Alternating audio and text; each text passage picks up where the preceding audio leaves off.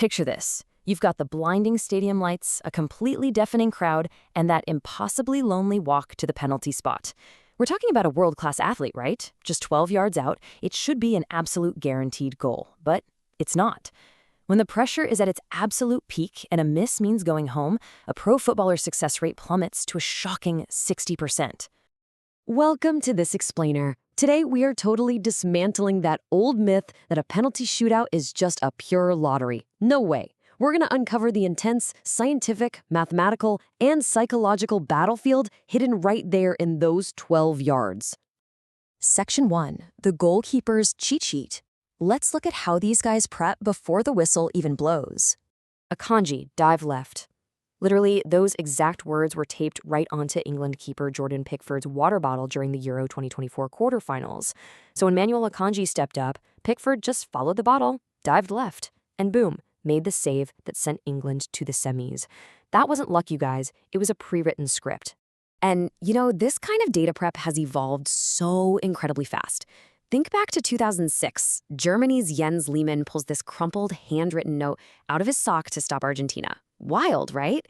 Fast forward to 2024, it's on Pickford's bottle, and by the 2025 Women's Euro final, Hannah Hampton had detailed cheat sheets literally taped inside her left sleeve to win the match. It just gets more and more high-tech every single year. So what's actually on these secret notes? Basically, analysts take hours of video and boil it down to instant actionable data. We're talking their preferred foot, where they usually aim, and if they stick to their usual habits when under pressure.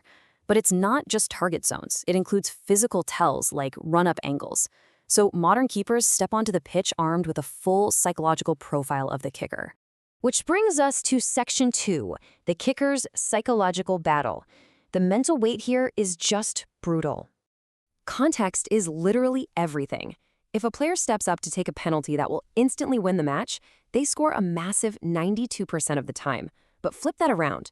When a miss means instant elimination, that success rate drops off a cliff to just 60%.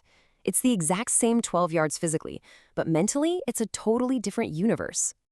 What you're seeing here is Daniel Kahneman's famous concept of loss aversion.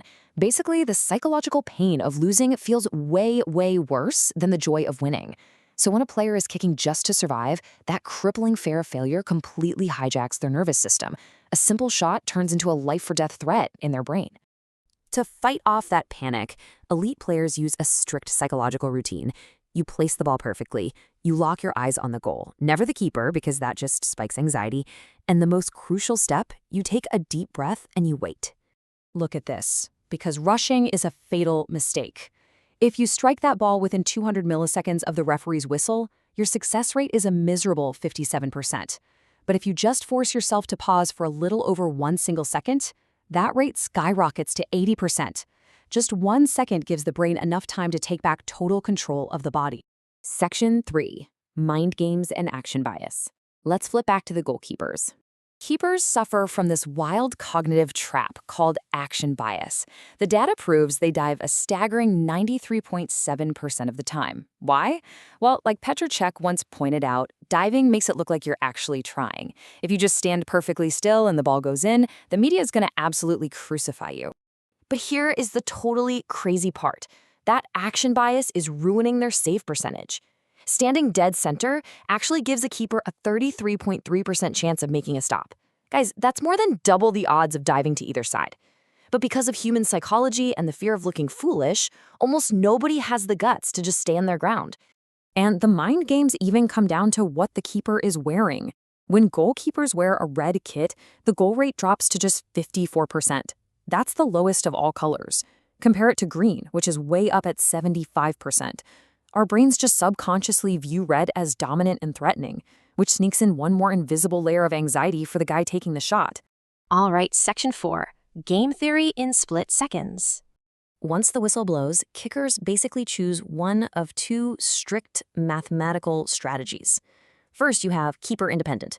You pick your spot before you even run up, focus totally on technique, and pretend the keeper doesn't exist. Or there's keeper dependent, where you stare down the keeper, wait for them to twitch, and then just calmly slot the ball the other way.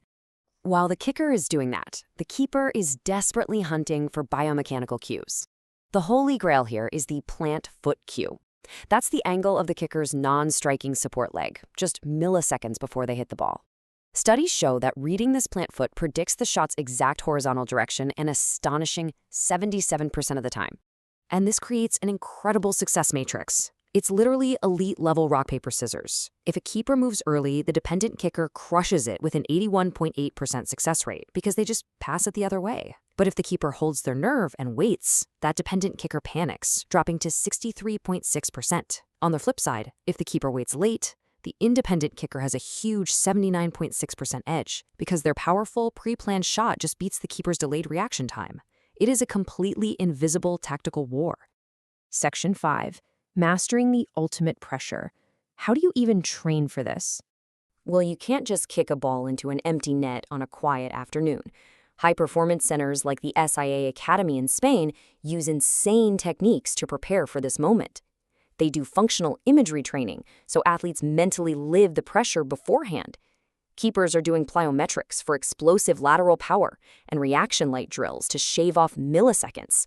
And to really mimic that burden, they practice taking kicks surrounded by blaring, stadium-level crowd noise to forge total mental composure.